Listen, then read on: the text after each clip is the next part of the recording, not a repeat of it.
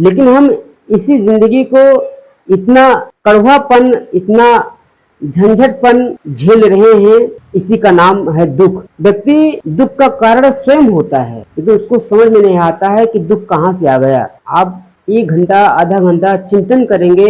हम दिन भर दूसरे के बारे में बात करते हैं, दिन भर इधर उधर की बारे में बात करते हैं, हम अपने बारे में नहीं बात करते हैं। अपने बारे में सोचिए, समझिए, चिंतन करिए, मनन करिए। इसी का नाम है मुक्ति, इसी का नाम है शांति। आज हम इस क्लास में सीखेंगे कि पार्ट ऑफ स्पीच क्या है और इनका हम कैसे प्रयोग करेंगे, ये कितने होते हैं। क्योंकि आप सभी लोग जानते हैं कि हम अपने क्लास में बहुत ही निचले स्तर से और बहुत ही बेसिक से कोई चीज़ को शुरुआत करता हूँ और बताने का, समझाने का प्रयास करता हूँ कि आप सभी को वो चीज़ अच्छे से समझ में आ जाए। तो चलिए आज हम समझाने का प्रयास करते हैं कि पार्ट ऑफ स्पीच क्या है और ये पार्ट ऑफ स्पीच कितने हैं। पार्ट ऑफ स्पीच को शब्द भेद कहते हैं, ठीक है। There are 8 part of speech in English grammar, ठीक है। पार्ट ऑफ स्पीच 8 होते हैं, ठीक। बहुत सारे लोग 9 कहते हैं, 10 बोलते हैं, लेकिन जो मेन चीज है वो हमारा पार्ट ऑफ स्पीच 8 है। 8 के बारे में हम एक एक करके समझेंगे कि इसका मतलब क्या होता है। और इसके पहले हम जो है वर्ब के बारे में बताया है, नाउन के बारे में बताया है, थोड़ा सा हिंट दिया है, लेकिन आज जो है बहुत ही विस्तार से समझने का प्रयास करेंगे। ये जैसे कि वर्ब है, ठीक है, तो वर्ब को हम एक्शन वर्ड भी कहते हैं और हम पहले बता चुके हैं कि वर्ब किसे कहते हैं। जैसे कि रहना, खाना, पीना, दौड़ना, पढ़ना, लिखना, ये सब जो है कुछ वर्ड ऐसे होते हैं कि वर्ब के नाम से हम जानते हैं, लेकिन आपको जानना पड़ेगा और उसको पहचानना पड़ेगा कि हाँ ये नाउन है, ये प्रोनाउन है, ये वर्ब है। ऐसे आप नहीं पहचान पाओगे। तो देखिए, a verb is a word that an action or state of wings, ठीक है।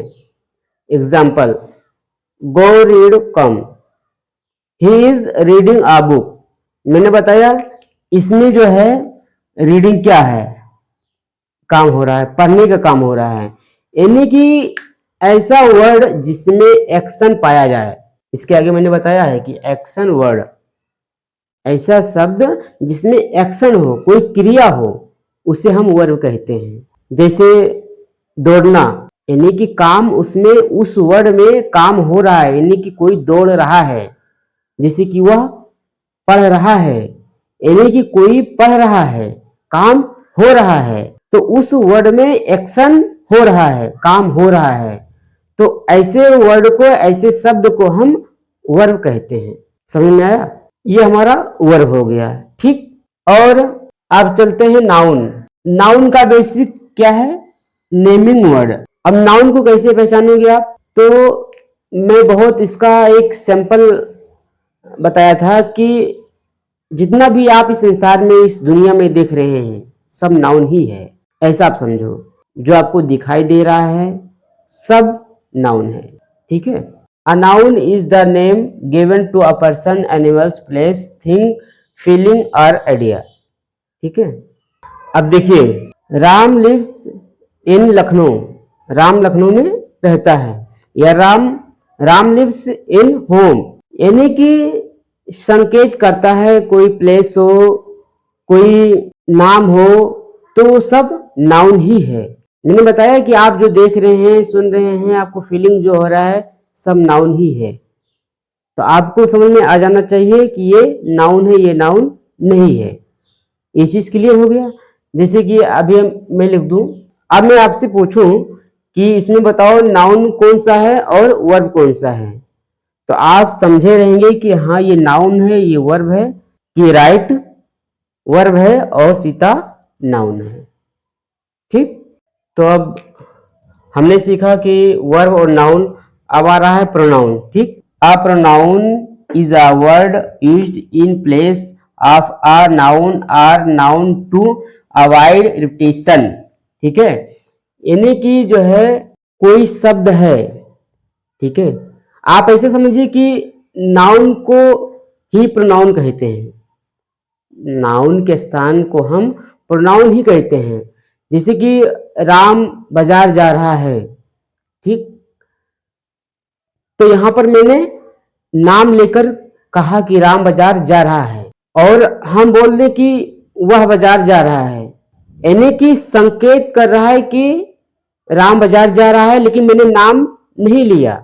उसी चीज को हम देखिए एग्जाम्पल से समझते हैं। Sita is coming to take, Sita is book, Sita is my friend.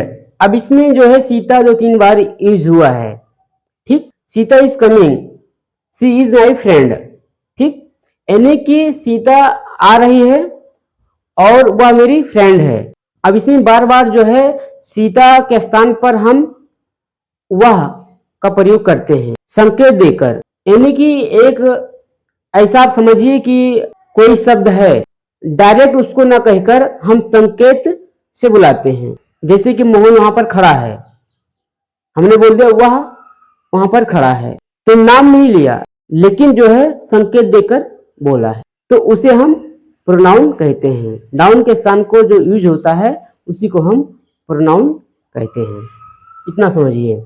अब आ रहा है एडजेक्टिव। अब एडजेक्टिव मतलब होता है कि एड मतलब जोड़ना, एडजेक्टिव मतलब डिस्क्राइबिंग वर्ड, ठीक है, किसी शब्द का उसको डिस्क्राइब करता है, विशेषता बताता है। जैसे किसी शब्द का जो है डिस्क्राइब करता है, यानी कोई चीज विशेषता बताता है, उसे हम एडजेक्टिव कहते हैं। जैसे कि an adjective is a word that adds some more information to a noun और प्रोनाउन, यानी नाउन और प्रोनाउन की जो है उसका विशेषता बताता है, ठीक। जैसे कि he is a fat man, है ना। अब एग्जाम्पल से हम समझते हैं। टेल, फैट, थिन, नाइस, ये सब क्या है? ये सब हमारा एडजेक्टिव है।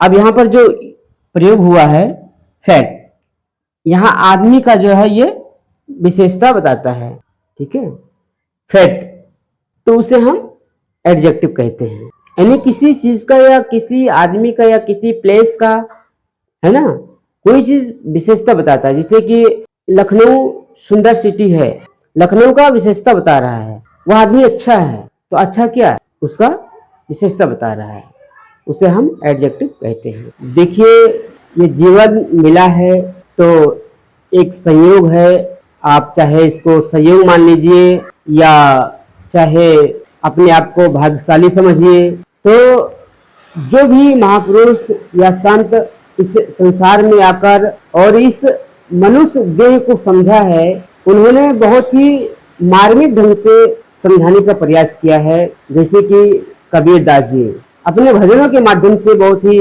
मार्मिक ढंग से बताया है। जिसे कहा है मनुष्य जन्म अनमोल रे, ये मनुष्य का जीवन अनमोल बताया है, एक हीरा बताया है कि ये मनुष्य का शरीर मिला है, समय तो वही रहेगा, समय चलता रहेगा, समय का काम है चलना, लेकिन ये मनुष्य का शरीर बार बार मिलने वाला नहीं है, एक ही बार मिला है। इस जिंदगी को हम चाहे सही ढंग से जी लें या चाहे झंझटों में जी लें या चाहे दुख में जी लें या चाहे खुश में जी लें, ये हमारे हाथ में है। लेकिन हम इसी जिंदगी को इतना कड़वापन, इतना झंझटपन झेल रहे हैं, इसी का नाम है दुख। व्यक्ति दुख का कारण स्वयं होता है, लेकिन उसको समझ में नहीं आता है कि दुख कहाँ से आ गया। आप 1 घंटा आधा घंटा चिंतन करेंगे।